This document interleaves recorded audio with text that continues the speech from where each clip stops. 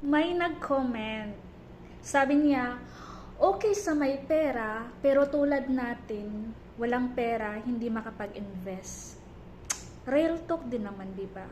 Thank you kay Ma'am Adora Baricuatro Villaren for sharing your ideas. So, di ba? Ito talaga ang katotohanan. Lahat naman tayo walang pera. Kahit ako wala akong pera.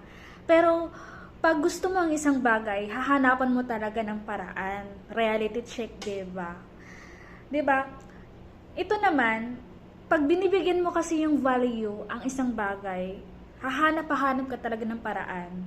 Sumugal ka na, sumugal ka man sa maling tao, charing, sumugal ka na din para sa future mo.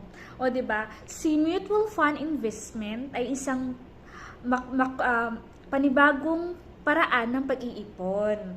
Yes, of course. Isa sa mga panibagong paraan ng pag-iipon.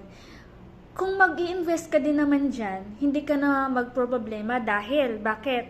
Meron siyang fund manager. Si fund manager, siya na ang magde-distribute sa iba't ibang company na malalaking investment.